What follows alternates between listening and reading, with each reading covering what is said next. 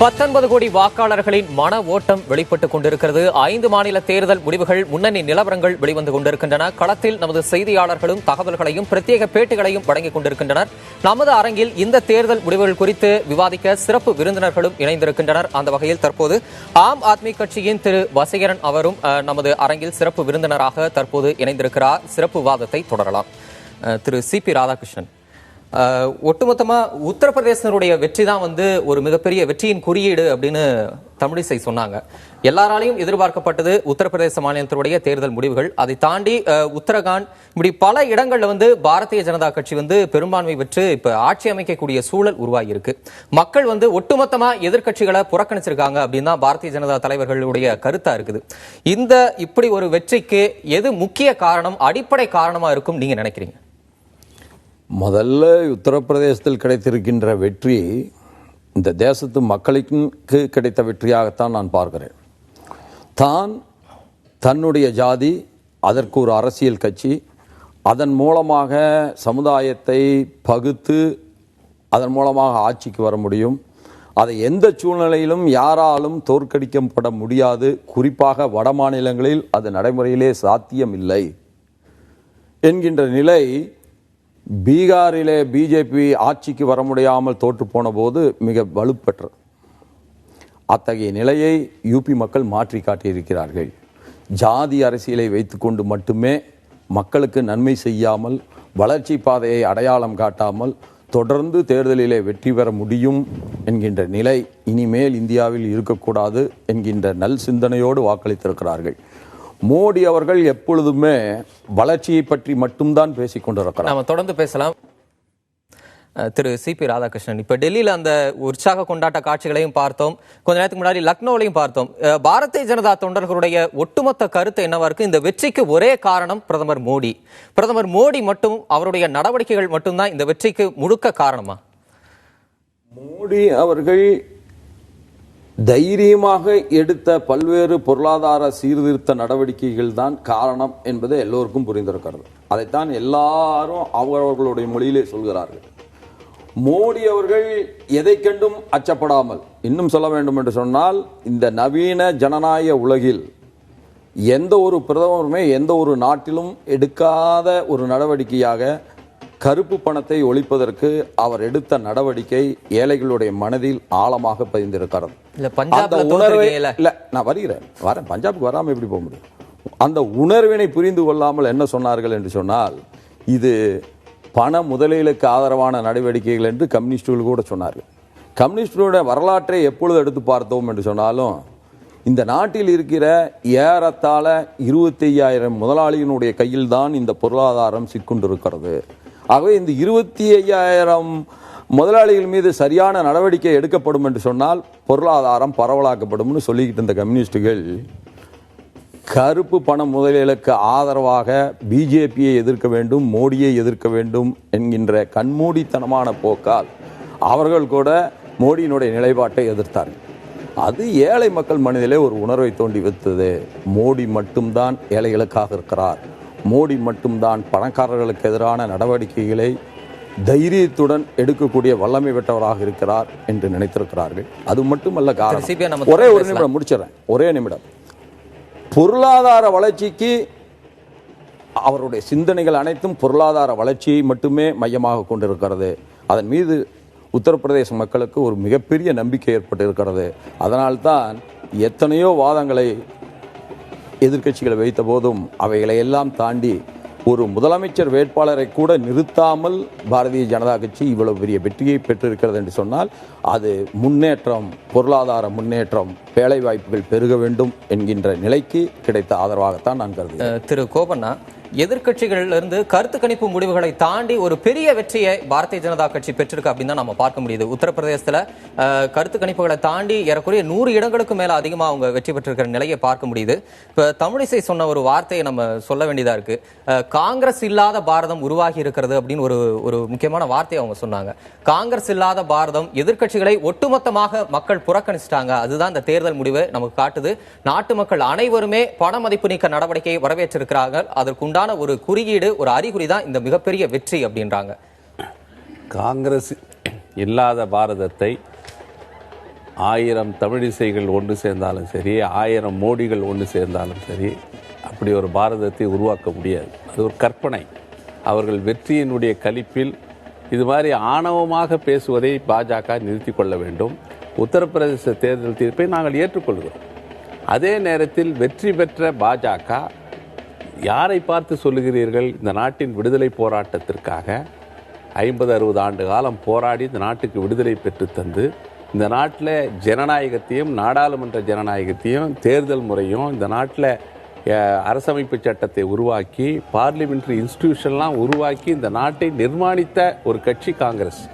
மகாத்மா காந்தியும் ஜவஹர்லால் நேரு இல்லாத இந்த நாடு கிடையாது.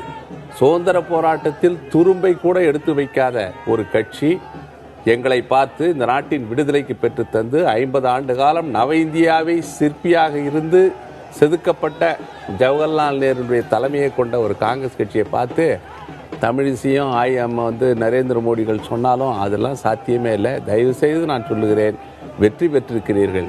நாங்கள் 404 நாடாளுமன்ற உறுப்பினர்களை பெற்றிருக்கிறோம் 1984. பழைய வரலாறுகள் காங்கிரஸ் கட்சி ஆட்சியில் இருக்கக்கூடிய ஒரே பெரிய மாநிலம் கர்நாடகா மட்டும்தான். வெற்றி இந்த 283 பெற்றிருக்கீங்களா போன நாடாளுமன்ற தேர்தலில், அது மாதிரி நாங்க 400க்கு மேற்பட்ட வெற்றி எல்லாம் பெற்றோம். அடுத்த தேர்தல் என்னாச்சு? 1989 விபி சிங் கிட்ட நாங்க தோத்து போயிட்டோம். அதனால இந்த வெற்றி நிரந்தரம் கிடையாது. உத்தரப்பிரதேச மாநிலத்தில் நான் கேட்கிறேன், 283 நாடாளுமன்ற உறுப்பினர்களை பெற்றிருக்கிறியே, அதுல ஒரு இஸ்லாமியர் உண்டா, ஒரு சிறுபான்மையினர் உண்டா? இப்ப உத்தரப்பிரதேச மாநிலத்தில் 80 இடங்கள் 2014 வெற்றி பெற்றீங்க, 71 இடம் நீங்க ஜெயிச்சீங்க. ஒரு சிறுபான்மையினர் கிடையாது. இன்றைக்கு கூட நான் சொல்லுகிறேன், 300க்கு மேற்பட்ட இடங்களில் நீங்கள் வெற்றி பெற்றிருக்கிறீர்களே, அது என்ன இன்க்ளூசிவா, எல்லா மதம் இனம் ஜாதிகளை இன்க்ளூசிவான ஒரு இயக்கம். அது அதாவது ஜவஹர்லால் நேரு சொன்னார், அதாவது மைனாரிட்டி கம்யூனலிசம் என்பதை நாம் ஓரளவு ஏற்றுக்கொள்ளலாம். அந்த மெஜாரிட்டி கம்யூனலிசம் என்பது மிகப்பெரிய அச்சுறுத்தல். அதாவது பெரும்பான்மை மதவாதம் என்பது மிகப்பெரிய ஆபத்து. அதை என் இறுதி மூச்சு வரை நான் அதை எதிர்த்து போராடுவேன் என்று சொன்னார். அந்த அச்சுறுத்தல் இன்றைக்கு உத்தரப்பிரதேசத்தில் வந்திருக்கு. ஏற்கனவே நாடாளுமன்றத்தில் 283 உறுப்பினர்களை பெற்றிருக்கிற பாஜக ஒரு பெரிய அச்சுறுத்தலை தொடங்கி இருக்கிறது. அடுத்தது உத்தரப்பிரதேச மாநிலத்தில் மீண்டும் அந்த வெற்றி 2014 பாத்தீங்கன்னா அவங்க வெற்றியில இந்த வெற்றிகளை கடந்து இந்த வெற்றிக்கு முழு முதற் காரணம் பிரதமர் மோடி. எதிர்க்கட்சிகளை ஒட்டுமொத்தமாக 2014 42% இடங்களை பெற்று 328 சட்டமன்ற தொகுதிகளில் அவங்க பெரும்பான்மை பெற்றிருக்கிறாங்க. 42% 2014 பெற்றது. இப்ப 2017 கிட்டத்தட்ட அதே இடங்களை பெற்று 300க்கு மேற்பட்ட இடங்கள்ல அவங்க வெற்றி பெற்றிருக்கிறாங்க. ஆக அவர்கள் 2014 பெற்ற அந்த வாக்கு வங்கி அது இன்னைக்கு தொடர்ந்து இருக்கு. இந்த பணமதிப்பு நீக்க நடவடிக்கை பத்தி சொன்னாங்க. கிட்டத்தட்ட 15,44,000 கோடியை செல்லாதுன்னு அறிவித்து டிசம்பர் 30 வரைக்கும் 15 லட்சம் கோடி வந்தாச்சு. நாங்க கேட்கிறோம், கருப்பு பணம் எங்கன்னு கேட்கிறோம். அவங்க என்ன சொல்றாங்க, 15 லட்சம் கோடி வங்கிக்கு வந்துச்சுன்றாங்க. வங்கிக்கு வந்தது கருப்பு பணம் கிடையாது.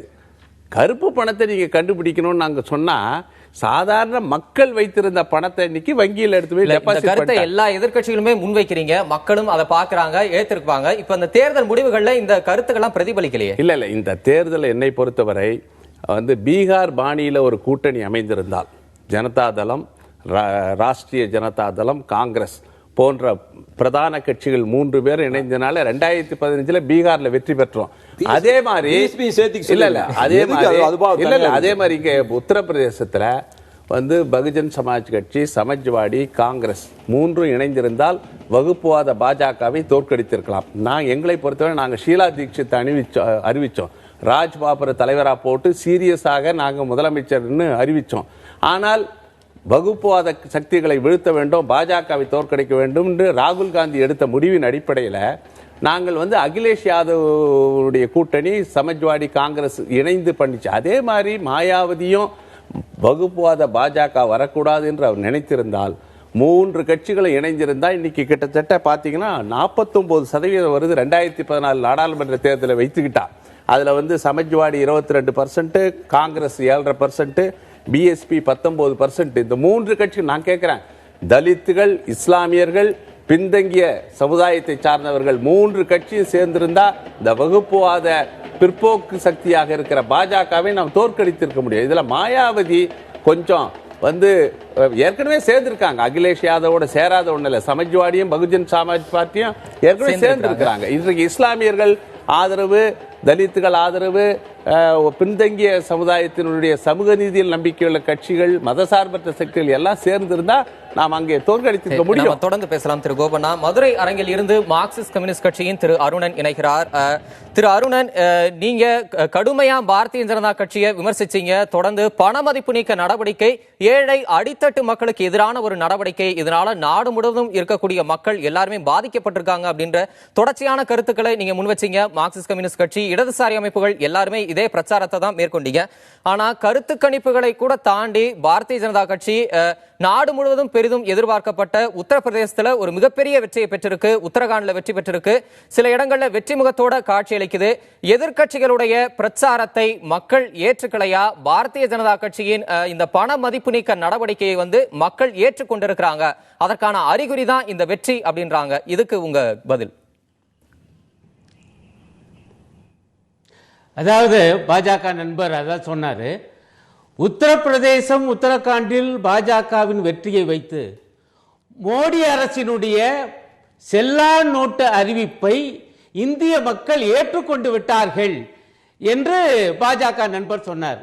நான் அவரை பார்த்து கேட்க விரும்புறேன், அப்படி என்றால் பஞ்சாபிலே பாஜக அணி படுதோல்வி அடைந்திருக்கிறது, கோவாவிலும் மணிப்பூரிலும் அது தோல்வியை சந்தித்து வருகிறது. அப்படி என்றால் செல்லா நோட்டு அறிவிப்பை இந்திய மக்கள் நிராகரித்து விட்டார்கள் என்று நான் சொல்லலாமா? ஆகவே ஒரு மாநில முடிவை வைத்து இந்தியா முழுமைக்கான ஒரு பொருளாதார நடவடிக்கையை சரி தவறு என்று சொல்லக்கூடாது. இந்த 5 மாநில தேர்தல் முடிவு என்பது பொதுவாக மாநிலங்களிலே ஆண்ட ஆட்சியாளர்களுக்கு எதிரான மனோநிலையை பிரதிபலித்திருக்கிறது. அப்புறம் அந்தந்த மாநில தனித்துவ நிலைமைகளையும் அது இறுதியாக தீர்மானித்திருக்கிறது. இவற்றை கணக்கில் கொள்ளாமல் உத்தரப்பிரதேச முடிவை வைத்து மட்டும் மோடியினுடைய படுமோசமான பொருளாதார கொள்கைகளுக்கு கிடைத்த வெற்றி என்று பாஜகவினர் சொல்லக்கூடாது. நண்பர் கோபண்ணா குறிப்பிட்டது போல செல்லா நோட்டு விவகாரமானது இந்த கருப்பு பணத்தை ஒழிப்பதற்கான நடவடிக்கை என்றால் எத்தனை கோடி, 1000 கோடி கருப்பு பணத்தை இவர்கள் வெளியே எடுத்தார்கள் என்று கணக்கு சொன்னார்களா? சொல்ல தயாரா? உண்மை என்னவென்றால் கருப்பு பணம் பூரா வெள்ளையாகிவிட்டது.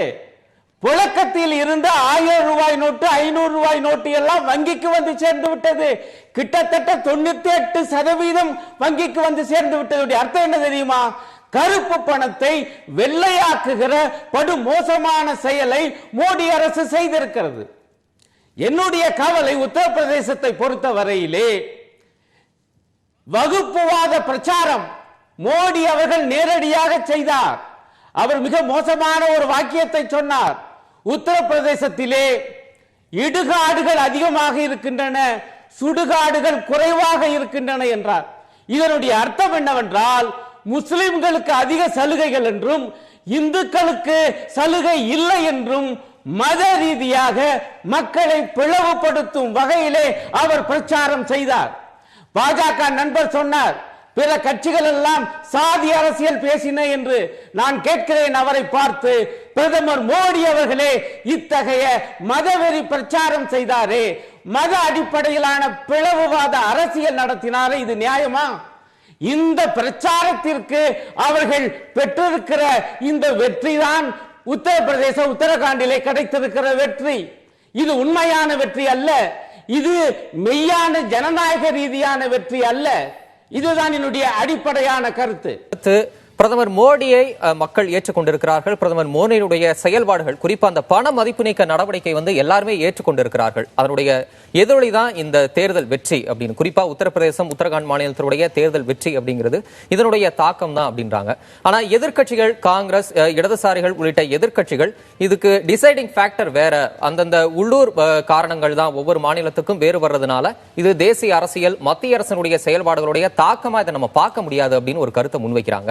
இந்த தேர்தல் முடிவுகள்ல இருந்து நாம எதை புரிஞ்சுக்க முடியும்? இந்த தேர்தல் முடிவுகள் உணர்த்துறது என்ன? உத்தரப்பிரதேசத்தை பொறுத்த வரைக்கும் நான் பார்க்குறது ஒரு முக்கியமான விஷயமா, ஒரு ரொம்ப காலத்து அந்த மாநிலம் நீங்கள் பார்த்தீங்கன்னா நிறைய தடவை குடியரசுத் தலைவர் ஆட்சி அமல்படுத்தப்பட்ட மாநிலமாக எது இருக்குன்னு பார்த்தீங்கன்னா இந்தியாவில் பார்த்தீங்கன்னா அதுவாக தான் இருக்கும். ஒரு 16 தடவையில் ஒரு 9 தடவைகள் அரசு அறுதி பெரும்பான்மை வராமல் அரசுகள் கவிழ்ந்து போய் கடைசியில் ஒரு சிறந்த ஒரு மெஜாரிட்டியான கவர்மெண்ட்டே போகிறதுன்னா மாயாவதி அவர்கள் காலத்தில் தான் முதல் தடவை ஒரு மெஜாரிட்டியான கவர்மெண்ட் வருது. அது பிறகு அவர் அகிலேஷ் யாதவ் வராரு. எங்கே பிரச்சனையை நான் தொடங்குதுன்னு நினைக்கிறேன்னா, நீங்கள் மாற்று ஒரு கட்சின்னு கொண்டு வந்து வைக்கிறோம் இல்லை, இவர்கள் எந்த விதத்திலையும் ஒரு மாற்றாக செயல்பட, பகுஜன் சமாஜ் பார்ட்டின்னு எடுத்துக்கிட்டிங்கன்னா மாயாவதி ஒரு சோஷியல் இன்ஜினியரிங் அங்கே உருவாக்குறாங்க. தலித்துகளும் உயர் ஜாதியினருக்கும் ஒரு இன்க்ளூசிவாக அவர்களை சேர்த்து ஒன்று கொண்டு வரணும்னு ஒன்று செய்கிறாங்க. இது எல்லாம் நல்ல கான்செப்ட் நல்லா இருக்கு. ஆனால் செயல்படுத்துவதிலையும் டிரான்ஸ்பேரன்சி கிடையாது. கவர்மெண்ட் எல்லா வகையிலையும் மாற்றா இல்லாமல் போகிறதுல ஒரு சிக்கல். இதே மாதிரி தான் அகிலேஷ் யாதவ் நீங்கள் பார்த்தீங்கன்னா ஒரு நியூ ஜெனரேஷன், ஒரு புது ஃபேஸான ஒரு மினிஸ்டர். இதுவரைக்கும் இருந்த பழைய ஆட்கள்லாம் போய் ஒரு யங் மினிஸ்டர். அப்போ அவர் என்ன டெலிவர் பண்ணணும்னு இந்த மக்கள் கட்டாயம் எதிர்பார்ப்பாங்க. நீங்கள் பாஜக மற்ற எல்லாமே விட்டுருங்க, ஒரு இளைஞர் அவர் தேவைகள், இந்த நாட்டின் தேவைகளை உணர்ந்திருப்பார். எல்லாம் ஒரு நியாயமான ஒரு எதிர்பார்ப்பு எல்லாமே இருக்கு. ஆனால் அவர்களே அது செய்ய முடியாமல் கடைசியில் அப்பாவும் பையனுக்குமே சண்டை போட்டு ஒரு மிகப்பெரிய அது ஒரு அந்த கட்சி ஒரு அவப்பேர் வந்த நிலைமையில ஒரு எலெக்ஷன் வச்சு நீங்கள் இது ஒரு ஃபோர்கவுண்ட் கன்க்ளூஷன். இந்த மாதிரி ஒரு சூழ்நிலை நிச்சயமா பாஜக அங்கே ஜெயிக்குங்கிறதுல உங்களுக்கு எந்த சந்தேகமே. பிரதமர் மோடியினுடைய செயல்பாடுகள் தான் இதுக்கெல்லாம் காரணம் அப்படின்றாங்க. அப்ப அதை தாண்டி இந்த உள்ளூர் மாநிலத்தில் இருக்கக்கூடிய காரணங்கள் தான் இந்த வெற்றியினுடைய பிரதிபலிப்பு. அது ஒரு முக்கியமான காரணம் நினைக்கிறேன். இப்போ அவங்க டிமானிட்டைசேஷன்ல எல்லாரும் கடுமையாக பாதிக்கப்பட்டிருக்காங்கிறது அதுல எந்த உங்களுக்கு ஒரு மதிப்பு இல்லை. ஆனால் இது ஒரு நல்ல எண்ணத்தில் செயல்படுத்தப்பட்டதுன்னு நினைக்கிறவங்களும் இருக்கிறாங்கல்ல இந்த ஊரில். இதுதான் நீங்கள் கஷ்டத்தை சந்திச்சுக்கணும் அந்த மாதிரி நினைக்கிறவங்க இருக்கிறாங்க. அது ஒரு உள்ளூர் பிரச்சனை. ஆனால் பாஜக ஒட்டுமொத்தமாக ஜாதிய பாஜக ஒழித்துக்கிட்டு அரசியல் வந்துட்டாங்கன்னு சொல்லதை மட்டும் நம்ம ஏற்றுக்க முடியாது. ஏனென்றால் உத்தரப்பிரதேசத்தில் நடந்த பல்விதமான ஜாதி பிரச்சாரங்களில் பிரதமரே கலந்துகிட்டு இருக்கிறாரு. அமித்ஷா ஜாதி அமைப்புகள், பல்வேறு அமைப்புகள், ஜாதி அமைப்புகள் நடத்த ஊர்வலத்தில் கலந்துகிட்டாரு. ராஜேந்திர நம்ம உள்துறை அமைச்சர் அவரு கலந்துகிட்டு இருக்கிறாரு. ஆகவே பாஜக ஒரு மதம் ரீதியாக இருந்தால் கூட அது ஜாதிகளை ஒன்றிணைக்கல. ஆனால் ஜாதிகளுக்கு தனித்தனியாக அவங்கள அப்பீஸ் பண்ணி நீங்கள் மதத்தை எப்படி அப்பீஸ் பண்ணான்னு நீங்கள் முஸ்லீம்களை அப்பீஸ் பண்ணிட்டீங்க, கிறிஸ்தவர்களை அப்பீஸ் பண்ணிட்டீங்க, அவர்களுக்கு சிறுபான்மையானாலும் அவர்களுக்கு நீங்கள் சலுகைகளை கொடுத்து எப்படி சொன்னாங்களோ அதே மாதிரி உத்தரப்பிரதேச பொறுத்த வரைக்கும் பாஜக ஒவ்வொரு ஜாதிக்கும் தனியாக தேர்ந்தெடுத்து இன்னைக்கு அவங்க மாநில தலைவராக இருக்கக்கூடிய அவர் கூட ஒரு குறிப்பிட்ட ஜாதி அவருக்காக அதுக்குன்னு கொடுக்கல. அந்த ஜாதியை ஒரு ப்ளீஸ் பண்ணுங்க இடத்துல கொடுத்தாங்க. அதை அவங்க மறுக்கவே முடியாது. பல்வேறு ஜாதியை நடத்திய பேரணியில் பிரதமரும் அமித்ஷாவும் கலந்துகிட்டாங்கிறத மறக்க முடியாது. திரு ரவிக்குமார், இப்ப இந்த தேர்தல் முடிவுகள் பத்தி நம்ம நிறைய பேசிட்டு இருக்கோம். அதை தாண்டி இப்ப இல கணேசனுடைய செய்தியாளர் சந்திப்புல ஒரு முக்கியமான ஒரு சொல்லாடலை அவர் பயன்படுத்தினார். திராவிட கட்சியினுடைய சரிவு தொடங்கி இருக்கிறது, தமிழ்நாட்டில் தேசியவாதம், தேசிய கட்சிகள் காலூன்ற தொடங்கி இருக்கின்றன, நம்பிக்கை ஒலிக்கீற்றாய் பாஜக இருக்குது, தமிழகத்திலையும் இந்த 5 மாநில தேர்தல் முடிவுகள் எதிரொலிக்கும், உள்ளாட்சி தேர்தலையும் நீங்க அந்த முடிவுகளை கண்கூட பார்க்கலாம் அப்படின்னு சொல்றார். 50 ஆண்டு காலமாக இங்கே திமுக அதிமுக கட்சிகளுடைய ஆட்சி தொடர்ந்து நடந்து வந்திருக்கிறது. இப்பொழுது திராவிட கட்சிகளுடைய சரிவு தொடங்கி இருக்கிறது அப்படின்னு அவர் சொல்வதை திமுகவும் அதிமுகவும் நிச்சயமாக ஏற்பாடுகளா என்பது ஒரு புறம் இருக்க, மற்றவர்கள் இப்போ தேசிய கட்சிகளுடைய ஒரு பிரகாசமான அதுன்னா தேசிய கட்சிகள் தமிழகத்தில் காலூன்ற தொடங்கி இருக்காங்கன்னா, ஏற்கனவே காங்கிரஸ் இங்கே ஆண்ட கட்சி, அது ஒரு கூட்டணியில் திமுகவுடைய அதிமுகவுடைய மாறி மாறி கூட்டணி வைத்து அது தொடர்ச்சியாக தன்னுடைய பிரசன்ஸை இருப்பை பாராளுமன்ற உறுப்பினர்களாகவும் அல்லது சட்டமன்ற உறுப்பினர்களாகவும் இங்கேருந்து தேர்ந்தெடுக்கப்பட்டு போயிட்டே தான் இருக்காங்க. இப்போ அது மாதிரியான வாய்ப்பு இல்லாத நிலையில் இருக்கிறது. இப்போ சட்டமன்றத்தில் பங்கு பெற வாய்ப்பு பெறாத ஒரு நிலையில் இருக்கிறது பாரதிய ஜனதா கட்சி தான். அதுதான் இப்போ அவங்க தேசிய கட்சின்னு அவர் சொன்னாலும் கூட பாரதிய ஜனதா கட்சியை தான் அவர் வந்து சொல்கிறாருன்னு தான் நம்ம எடுத்துக்கொள்ள வேண்டியிருக்கு. அதற்கான சாத்தியம் எந்த அளவுக்கு இருக்குது, அதாவது இங்கே இருக்கிற திமுகவுடைய அதிமுகவுடைய கூட்டு சேராமல் இவங்கள் தனிப்பட்ட முறையில் இங்கே வந்து கால் ஊன்றி ஒரு வந்து இங்கே ஒரு பெரிய ஆட்சியை பிடிக்கக்கூடிய அளவுக்கு பலம் பெறுவார்கள் என்ற நம்பிக்கை வந்து அவருக்கு வேண்டுமானால் தெரியலாமே ஒழிய பொதுவாக இருக்கிற யாருக்குமே அந்த நம்பிக்கை இப்பொழுது கண்டிப்பாக ஏற்படுறதுக்கு எந்த வாய்ப்புமே இல்லை. இப்ப உத்தரப்பிரதேசத்துல 15 ஆண்டுகள் கழித்து பாரதிய ஜனதா கட்சி ஆட்சியை பிடிக்குது. போன 2007 நடந்த அந்த தேர்தலில் கூட 2012 தேர்தலில் கூட 48 தொகுதிகளில் தான் பாரதிய ஜனதா கட்சி வெற்றி பெறுது. இப்ப ஏறக்குறைய 300 தொகுதிகளையும் நெருங்கி அவங்க வெற்றி பெறாங்க. 15 ஆண்டுகளுக்கு பின்னாடி ஒரு மிகப்பெரிய வெற்றியை அவங்களால பெற முடியுது. இந்த மாதிரியான ஒரு மாற்றங்கள் சாத்தியமாக இருக்கும்போது தமிழகத்துல ஏன் சாத்தியம் இல்லை அப்படின்ற ஒரு கேள்வியும் வருது இல்லையா? இல்ல அங்க ஏன் அப்படியான வாய்ப்புனா அதுக்கு முன்னால வந்து அவங்க ஆட்சி அதிகாரத்துல இருந்திருக்கிறாங்க. பாரதிய ஜனதா கட்சி அங்கே வந்து ஆட்சி நடத்தி இருக்கிறார்கள். அதுக்கு முன்னால வந்து காங்கிரஸ் அங்க தேசிய கட்சி தொடர்ச்சியா வந்து வலுவாக ஆட்சி நடத்தி இருக்கு. அப்படி சொல்ல போது நம்ம தென் மாநிலங்களையும் கர்நாடகாலையும் இதே நிலைமை இருந்த ஒரு சூழல்ல இப்ப ஆட்சியை பிடிச்சு நல்ல ஒரு பலமான கட்சியா வந்திருக்காங்க. அங்க இருக்கிற இதுக்கு நிலைமைக்கும் இதுக்கு என்னன்னா அங்க ஒரு மாநில கட்சி அப்படி அதுக்கு எதிராக இன்னொரு மாநில கட்சி அப்படிங்கிற ஒரு நிலைமை இல்லை. இங்க வந்து அதிமுக என்ற ஒரு கட்சி உருவாகாமல் இருந்திருந்தால் அந்த இடத்த வந்து ஒரு தேசிய கட்சி அல்லது காங்கிரஸை கூட ஒரு ரிவைவ் இருக்கலாம். ஆனால் திமுக அதிமுக என்று 2 கட்சிகள் தான் இன்றைக்கி இந்த பைபோலார் பாலிடிக்ஸுங்கிறது ரொம்ப ஸ்ட்ராங்காக இருக்கிற நேரத்தில் இங்கே தேசிய கட்சிகளுடைய இடங்கிறது மேலே மேலே சுருங்கிட்டே தான் வருது. காங்கிரஸே கூட இந்த கூட்டணியோட அவங்க பங்கு பெறுறது அவங்களுக்கு ஒதுக்கப்படுற இடங்கள் முன்ன வந்து கணிசமாக பாராளுமன்ற தேர்தலில் வந்து காங்கிரஸுக்கு கணிசமான இடங்களை பெரும்பான்மை இடங்கள் ஒதுக்கப்பட்டது. அப்புறம் 50% இடங்கள் ஒதுக்கப்பட்டது. இப்போ அது குறைஞ்சி போயிடுச்சு, நம்பர் குறைஞ்சி போயிடுச்சு. அது மாதிரி இன்றைக்கு வந்து பாரதிய ஜனதா கட்சியே வந்து திமுகவுடைய அதிமுகவுடைய கூட்டணி அமைத்தால் கூட அவங்க ஒரு ஜூனியர் பார்ட்னரா தான் இருக்க முடியும். நாங்க ஊட்டியில அரசியல் வெற்றிடம் இருக்கு, அந்த வெற்றிடத்தை நிரப்பக்கூடிய ஒரே தகுதி பாரதிய ஜனதாவுக்கு தான் இருக்கு. நீங்க சொல்லக்கூடிய இருதுருவ திராவிட கட்சிகள்லயுமே வந்து ஒருத்தர் காலமாயிட்டாரு, இன்னொருத்தர் ஆக்டிவ் பாலிடிக்ஸ்ல இல்லாத ஒரு சூழல்ல அவங்க இந்த கருத்தை முன்வைக்கிறாங்க அப்படின்னு நம்ம பார்க்க முடியும். இல்ல அப்படியான அதாவது வெற்றிடம் என்பது வந்து நபர்கள் சார்ந்து ஏற்படுகிற வெற்றிடம் அல்ல. இங்க வந்து ஒரு அரசியல் வெற்றிடம் இருக்கு. ஏன்னா அண்மையில ஒரு வார ஏடு நடத்திய கருத்து கணிப்பில் கூட இளைஞர்கள் இப்ப பாதிக்கு கிட்டத்தட்ட 50 விழுக்காடு இளைஞர்கள் இங்க இருக்கிற எந்த அரசியல் தலைவரையும் நாங்கள் ஏற்றுக்கொள்ளவில்லை என்று கருத்து தெரிவித்தாக அவர்கள் சொல்லியிருக்கிறார்கள்.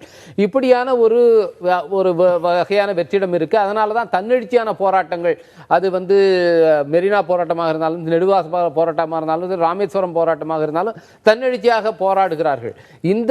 இந்த ஒரு வேக்கம் இருக்கு என்பதை நம்ம விட முடியாது. ஆனா அந்த வெற்றிடத்தை நிரப்பக்கூடியது வந்து ஒரு கருத்தியல் ரீதியாக, இதுக்கு அரசியல் ரீதியாக அந்த வெற்றிடத்தை நிரப்பக்கூடியது. இது எந்த விதத்துல அந்த ஆஸ்பிரேஷன் எங்கிருந்து வருதுன்னு பார்த்தோம்னா அந்த இளைஞர்களுடைய கோபம் இன்னைக்கு மெரினா போராட்டத்திலிருந்து நெடுவாசலா இருந்தாலும் மெரினாவில இருந்து ஒலிக்கிற குரல் எல்லாம் பாஜகவுக்கு எதிரான குரல்கள் ஒலிக்கிற நேரத்தில் அந்த வெற்றிடத்தை நாங்க நிரப்போம்னு சொன்னால் அது வந்து ஏற்றுக்கொள்ளத்தக்கதாக இல்லை. அது அவர்களுடைய விருப்பமாக மட்டுமே யதார்த்தமாக இருக்காது. டெல்லியில் பாரதிய ஜனதா தலைமையக வளாகத்தில் நமது செய்தியாளர் ஹனிகுமார் காத்திருக்கிறார். அவரிடம் அங்கு இருக்கக்கூடிய சூழல் குறித்து கேட்டறியலாம். ஹனிகுமார், கொஞ்ச நேரத்துக்கு முன்னாடி பாரதிய ஜனதா தொண்டர்கள் நடனமாடி இசைக்கருவிகள் முழங்கி தங்களுடைய மகிழ்ச்சியை வெளிப்படுத்தின அந்த காட்சிகளை பார்த்தோம். நீங்க அது குறித்து விவரிச்சீங்க. இப்ப பாரதிய ஜனதா கட்சி தலைமையகத்துக்கு எந்த தலைவர்கள் வருகை தந்திருக்கிறாங்க? அங்க இருக்கக்கூடிய தொண்டர்கள் எந்த வகையில தங்களுடைய மகிழ்ச்சியை கொண்டாட்டத்தை வெளிப்படுத்துறாங்க?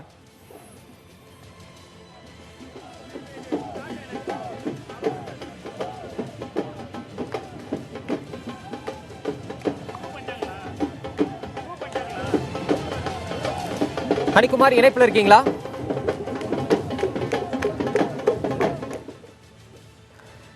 ஹனிகுமாரிடம் பிறகு பேசலாம். தற்போது நமது அரங்கில் சிறப்பு விருந்தினர்கள் இணைந்திருக்கின்றனர். அவர்களிடம் இந்த தேர்தல் முடிவுகள் குறித்து கேட்டறியலாம். திரு வசீகரன், ஆம் ஆத்மி கட்சி பஞ்சாப் மாநிலத்தில் வந்து ஆட்சியை பிடிக்கும் அப்படின்னு எதிர்பார்க்கப்பட்ட ஒரு கட்சி. கருத்து கணிப்புகளையும் பஞ்சாப் மாநிலத்தில் காங்கிரஸ் ஆம் ஆத்மி கட்சிகளுக்கிடையே இழுபறி இருக்கும், ஆம் ஆத்மி கொஞ்சம் அதிகமா ஜெயிக்கக்கூடிய வாய்ப்புகள் இருக்குன்னு ஒரு சில கருத்து கணிப்புகள்ல நம்ம பார்க்க முடிந்தது. உங்களுடைய நாடாளுமன்ற உறுப்பினர்கள் 4 பேர் பஞ்சாப் மாநிலத்திலிருந்து தேர்ந்தெடுக்கப்பட்டாங்க. இப்படி ஒரு சூழல்ல இன்னைக்கு நடந்திருக்கக்கூடிய இந்த வெளிவந்திருக்கக்கூடிய இந்த தேர்தல் முடிவுகள்ல ஆம் ஆத்மி கட்சி இதுவரைக்கும் 25 தொகுதிகள்ல தான் வந்து முன்னிலை பெற்றிருக்கிறது. காங்கிரஸ் கட்சி 78 தொகுதிகளுக்கும் மேல முன்னிலை பெற்றிருக்கிறது. இப்ப ஆளக்கூடிய அகாலிதள் கட்சி மேல பல்வேறு முறைகேடு புகார்கள் இருக்கு. ஆம் ஆத்மி கட்சி நாங்க ஒரு மாற்று கட்சி, மாற்றி நாங்க தான் முன்னெடுக்கிறோம் அப்படின்னு பல வாதங்களை முன்வைத்தாலும் மக்கள் உங்களை தாண்டி காங்கிரஸ் கட்சிக்கு தங்களுடைய ஆதரவை தெரிவிச்சிருக்கிறாங்க. இந்த தேர்தல் முடிவுகளை நீங்க எப்படி பாக்குறீங்க? அதாவது டெல்லி தேர்தலின் போது இதே மாதிரி லஞ்சத்தையும் ஊழலையும் ஒழிக்கணும் அப்படின்னு சொல்லி தான் மிகப்பெரிய முழக்கங்களோடு நாங்கள் வந்தோம், நல்ல ஒரு கொள்கைகளோடு நாங்கள் வந்தோம். ஆனால் எங்களுக்கு 28 சீட்டுகளை டெல்லி மக்கள் தந்தார்கள் முதல் தேர்தலில். அதே மாதிரி இப்பவும் அதுதான் நடைபெற்றிருக்கிறது. நாங்கள் ஆட்சியை பிடிப்போம் தான் நாங்கள் எதிர்பார்த்த நம்பிக்கை வைத்திருந்தோம். உண்மையில் அதற்கான உழைப்புகளை எல்லாம் நாங்கள் செஞ்சோம் தான், இல்லைன்னு சொல்லலை. ஆனால் இன்னைக்கு அது குறைஞ்சிருக்கு. இன்னைக்கு ஒரு எதிர்க்கட்சி அந்தஸ்தை பெறக்கூடிய அளவுக்கு நாங்கள் இன்னைக்கு வளர்ந்துருக்கிறோம். இன்னைக்கு காங்கிரஸ் இவ்வளவு பெரிய கட்சி, இந்தியாவில் 100 வருட கால கட்சி.